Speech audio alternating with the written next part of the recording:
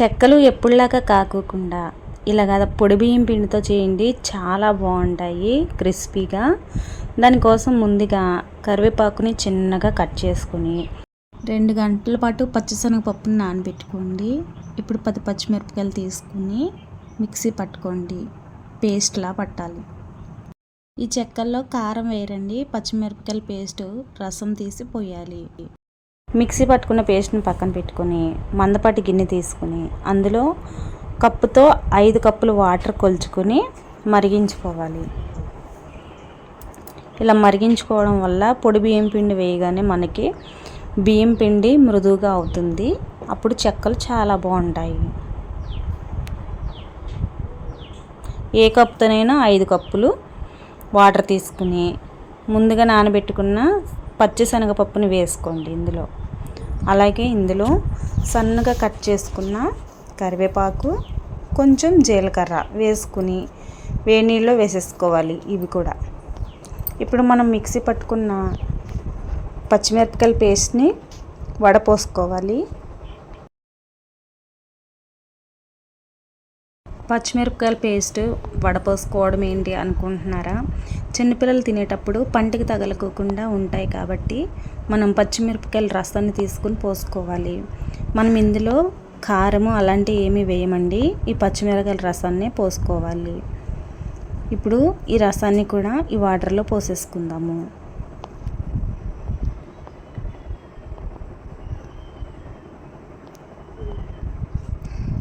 ఇప్పుడు ఇందులోనే 1 స్పూను డాల్డా వేసుకుందాము. డాల్డా వేసుకోవడం వల్ల మనకి గుల్లగా ఉంటాయి. అలాగే రుచికి సరిపడినంత కళ్ళుప్పుని వేసుకోండి. సాల్ట్ ఉంటే సాల్ట్, కళ్ళుప్పు ఉంటే కళ్ళుప్పు.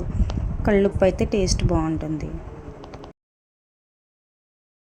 నీళ్ళైతే మరిగిపోయినాయి కదండి, ఉప్పు చెక్ చేసుకుని ఇప్పుడు మనం 5 కప్పులు వాటర్ తీసుకున్నాము. 5 కప్పులకి 2 కప్పుల పిండిని వేసుకుని మిక్స్ చేసుకోండి. ఉండలు కట్టకుండా మిక్స్ చేసుకుంటే బాగా మిక్స్ అవుతుంది. ఇలా తిప్పేటప్పుడు మనకు కొంచెం పచ్చిమిరపకాయల పేస్ట్ వేయడం వల్ల కొంచెం గొట్టు వస్తుంది. వేడి నీళ్ళలో మరగడం వల్ల అలా వస్తుంది, ఏం కాదు. ఇప్పుడైతే మొత్తం పిండి అంతా మిక్స్ చేసేసుకుందాం.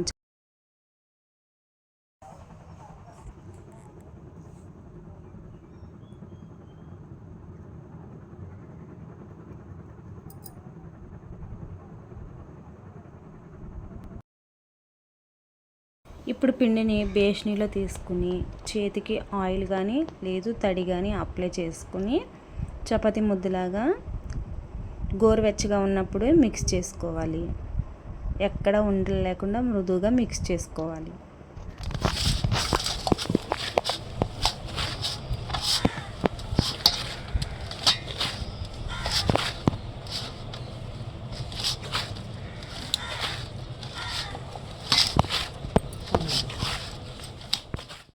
పిండిని వీలైనంత మృదువుగా ఇలా మిక్స్ చేసుకోవాలండి. ఇలా మిక్స్ చేసుకుంటే మనకి జిగురు అనేది వస్తుంది, చెక్కలు గుల్లగా వస్తాయండి. ఇలా మిక్స్ చేసుకోవడం వల్ల పొడి బియ్యం పిండి కదండి, అందుకే ఇలా చేయాలి. పిండి అంతా ఇలా రోల్లో చుట్టేసుకుని తడి క్లాత్ వేసుకోండి, పిండి ఆరకుండా ఉంటుంది. ఇప్పుడు బాల్స్లా చేసుకుందాం. ఇప్పుడు చిన్న చిన్న బాల్స్ లాగా చుట్టుకోవాలి. ఇలా ఒక 20-30 బాల్స్ చేసుకున్నాక అప్పుడు చెక్కల్లాగా ఒత్తుకోండి.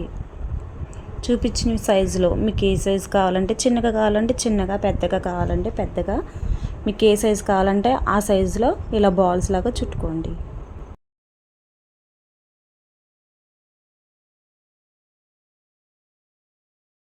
ఇప్పుడు చెక్కల్లాగా ఒత్తుకుందాము. నేనైతే ఆయిల్ ప్యాకెట్ని కట్ చేసి కింద చెక్కపీట మీద వేసానండి. అలాగే లోటాకి కవర్ కట్టాను. ఇలా ఫ్లాట్గా ఉన్న ఏదైనా సరే, గ్లాస్ అయినా, లోట అయినా లేదు బాక్స్ అయినా, ఏదైనా ఫ్లాట్గా ఉన్నది తీసుకుని మనం చుట్టుకున్న బాల్స్ని ఇలా నూనె కవర్ మీద వేసుకుని ఒత్తుకుంటే ఈజీగా మనకి ఎలాంటి రోటి మేకర్ అవసరం లేకుండా చెక్కలనైతే ఎన్నైనా ఒత్తుకోవచ్చు. అసలు విసుగు అనేది రాదు. అంత ఈజీగా ఈ టిప్ని ఫాలో అయిపోండి. ఇలా అన్నీ చేసేసుకుని ఒకసారి అన్నీ చేసుకోండి, ఇవి ఒకదానికొకటి అంటుకోవు. ఇలా అన్నీ చేసుకున్నాక డీప్ ఫ్రై చేసుకోండి. చూడండి ఎంత ఈజీగా చెక్కలు అయితే ఒత్తుకుంటున్నామో.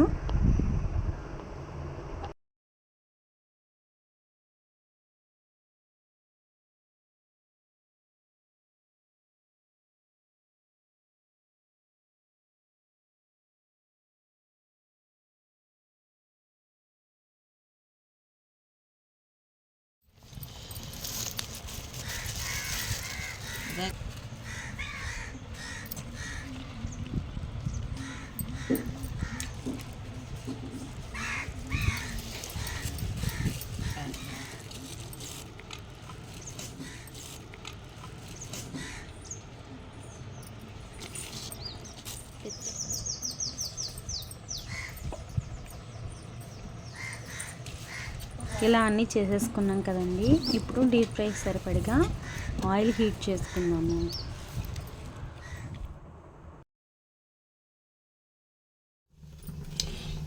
చూడండి, ఇలా అన్నీ చేసేసుకుని ఒకసారి పెట్టేసుకోవాలి. ఇప్పుడు ఒక్కొక్క ఆయిల్ ప్రకారంగా వేయించుకుందాం. ఆయిల్ అయితే హీట్ అయిందండి. ఇప్పుడు ఒక్కొక్కటిగా వేసుకుని వేయించుకుందాం. ఒక్కొక్కటిగా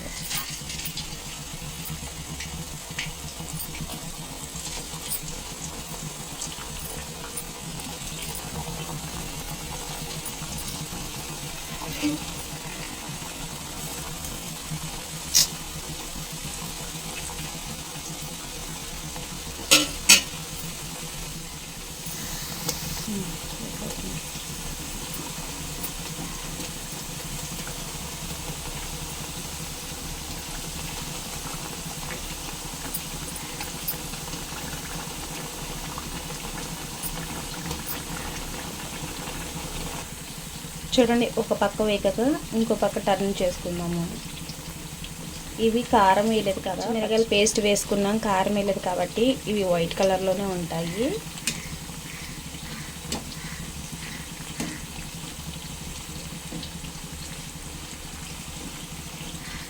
ఇవైతే చక్కగా వేగుకొని ఇప్పుడు తీసేసుకుందాము. ఈ వేగినాయి లేదా మీకు గెరటికి తెలుస్తుందండి, క్రంచీగా ఉంటాయి.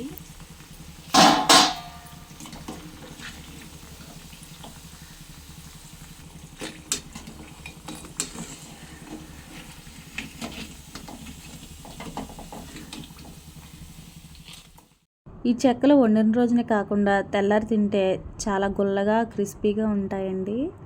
ఎయిర్టైట్ డబ్బాలో స్టోర్ చేసుకోవాలి ఈ చెక్కల్ని. ఇలా అన్నీ 1 బై 1 వేయించుకుందాము ఆయిల్ వారీగా. చూడండి, ఇలా వైట్ కలర్లో ఉంటాయి, కారం వేయలేదు కాబట్టి.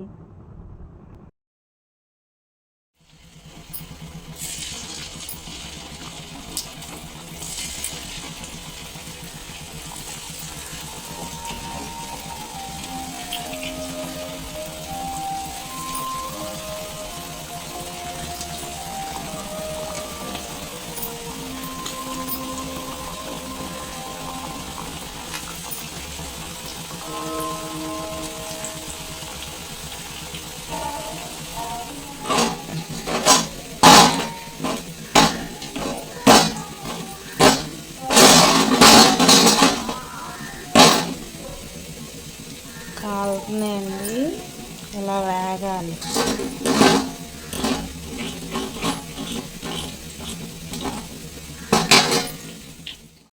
అంతేనండి, ఎంతో ఈజీగా మనకి పొడి బియ్యం పిండితో చెక్కలు అయితే రెడీ అయిపోయినాయి. ఇవి ఎంత టేస్టీగా ఉంటాయంటేనండి, తింటుంటే ఇంకా తినాలనిపిస్తుంది, అంత టేస్టీగా ఉంటాయి. మీరు ట్రై చేయండి. ట్రై చేసి మీకు ఎలా వచ్చిందో కామెంట్ బాక్స్లో కామెంట్ చేయండి. వీడియో నచ్చితే లైక్ చేయండి. యూస్ఫుల్ అనుకుంటే మీ ఫ్రెండ్స్ అండ్ ఫ్యామిలీకి షేర్ చేయండి. Thank you. ఇప్పుడైతే టేస్ట్ చూద్దామండి. తినే కొద్దీ తినాలనిపిస్తాయి, అంత బాగుంటాయి.